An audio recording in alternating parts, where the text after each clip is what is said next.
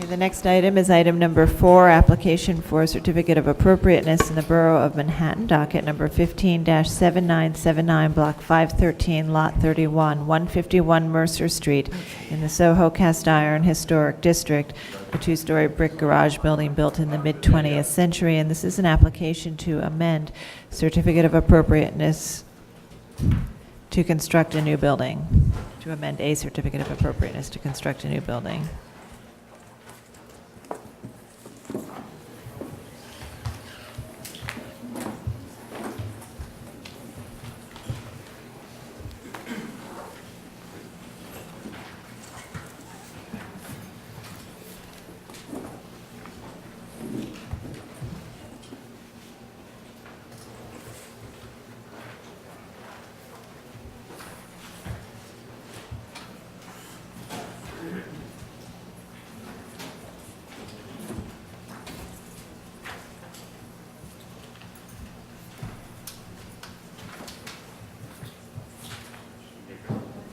Oh, yeah, go. I think we can open Good morning, Commissioners. Mary Ann Hurley, Preservation Staff.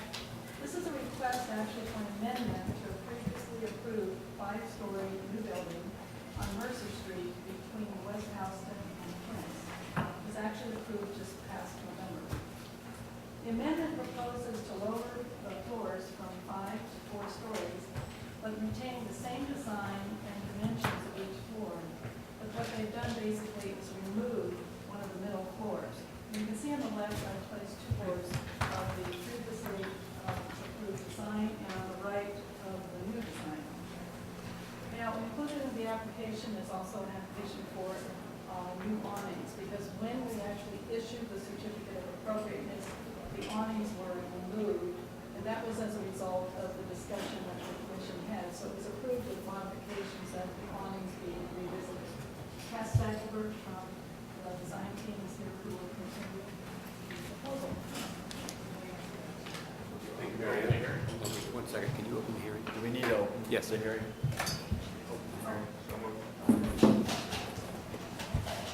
Thank you. Cass Stackelberg, Higgins Place Rogers Partners.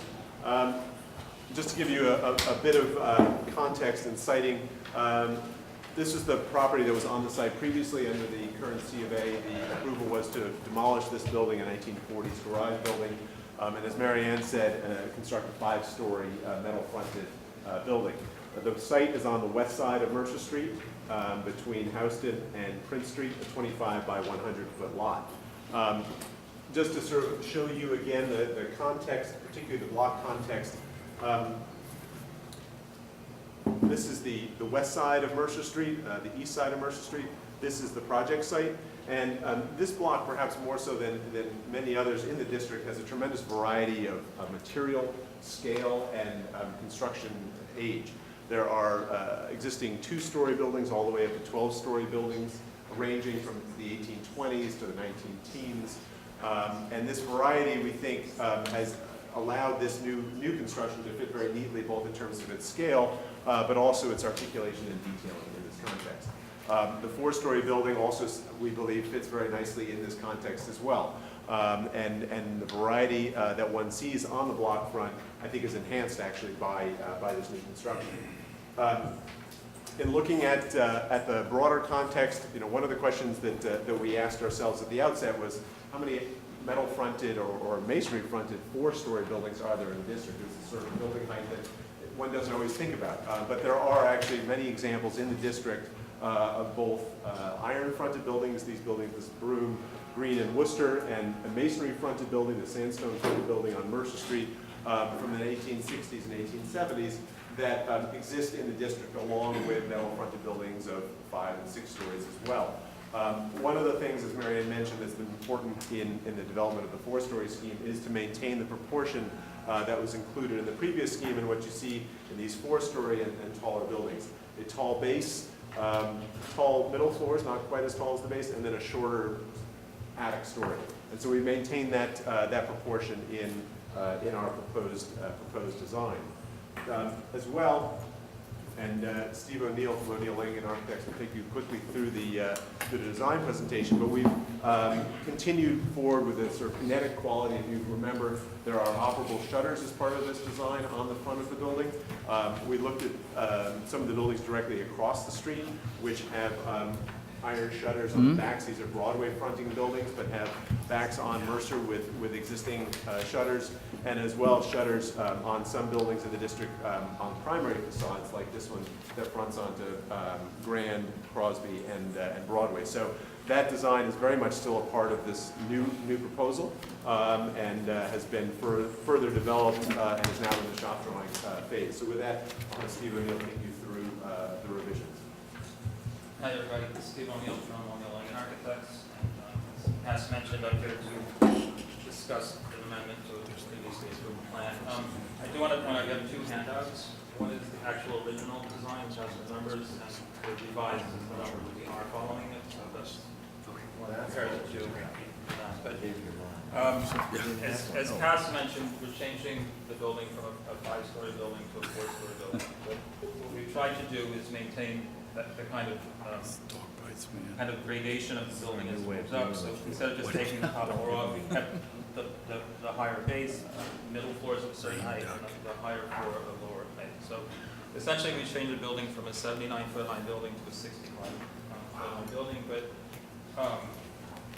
which I think still fits within the context of that block. There's a lot of there's a lot of variation. Is that the old one? The street. There's a, if you can just use it. You can see there's a lot of variation of building height. I was going to say that's the old one. The building. The other contextual character that we wanted to pick up on is there's a lot of activity on that block, and a lot of it comes from shutters. As we explained last time, the backs of the buildings across from us are really the backs of the buildings from Broadway. So there's a lot of activity that happens there. There's a lot of kinetic energy that's there. So we propose to add these shutters to the building and at the same time maintain the character of cast iron buildings with stepped back glass area. So, and then just to walk you through the details, these black and white drawings are kind of show the straight on elevation, and then they show the kind of energy that we're trying to create within the facade with the shutters. And the shutters are, we figured out how to motorize them so they can be controlled electronically through an iPhone. This drawing, you can see the context within the block. How do you stop it from and opening and closing? Setback of the storefronts. We have had time since the last meeting to do a mock-up, it's a full-scale mock-up showing the weathered steel and the blackened steel grid. And here's details of how the shutters fold into the window pockets. So they work within that zone. That's all not changed from the previous. It hasn't changed. Okay. No. One thing that has changed What has is changed? we proposed the awnings. I think if you remember from the last time, we had kind of a sawtooth awning. Yeah. We've gone with a straighter, fixed, just green awning that we feel adds to the kind of detail of the base and also the articulation of the kind of activity of the street. Okay, questions? Discussion and then? Please. Well, I guess anything can happen in New York where a development project gets smaller. It's I'm very skeptical. the world is a magical place. Who knows what's going to happen next? I think, gosh, I mean, if the other one was appropriate, this one is certainly appropriate. It fits in with the scale. It fits in with its most immediate scale. Even better, perhaps, than the previous one did. The detailing remains lovely, and I think it's a slam dunk. Yeah, I'm still working through the mystery of, well, you want to give up retail floor area? I can't get my head around this, but okay. I think actually, so, sometimes there would be a case where a lower building isn't appropriate, actually, because you would look at the streetscape and say that everything is actually the same height or taller or something. But here, there's so much variety on this street that a lower building completely speaks to the ones on the other side of the building to its, I don't know if that's south, but anyway. So, yeah, I do think it's appropriate, and the detailing is extremely beautiful, and the shutters make sense within the district, et cetera. Michael? Worked before, and it works even better now, and thank you for the shutters. That's a great detail. Yeah, I'm sure there are certain types of buildings that, when reduced from 5 to 4 stories, you have to rethink the whole thing, but I think you've thought enough about it, but this building was quite adaptable in terms of its reduction in height. It's contextually appropriate because there are many other 4-story buildings, as you've pointed out, and I think the change in the awning is perfectly acceptable. Everything else is pretty much the way it was, and I think it works as 4 as well as 5, so it's great. Yeah, I agree with everyone's comments. I think that, the shutters, the recessing, the shadows, and, the reduction, I think it's a fine building, and I can approve it. I think it was good before, it's good now, it's appropriate to change the height, that's not a problem, and I think that overall that this is appropriate. Okay. Agreed, and close the hearing. Motion second. Roberta, please, if you do this. Matter of 151 Mercer Street, Soho Cast Iron Historic District. An application for a certificate of appropriateness to construct a new building. I recommend approval, finding that the proposed height, scale, and massing of the new building will reduce well to the character of other buildings on the street. That reducing the height of the building by 1 story will not compromise its overall design. Which will still relate to the 4-story cast iron fronted buildings in the district. That the lower height will fit within the varied height of buildings in the street. That the hierarchy of floor heights will be retained. That the top floor being shorter than the ones below. And a taller base, which is consistent with the character of historic buildings in the streetscape and throughout the historic district. And that the simple design of the awnings are in keeping with awnings historically found in the 19th century buildings and will moderate the scale of the very tall ground floor. Second, all in favor? Aye, opposed? Approved. Thank you.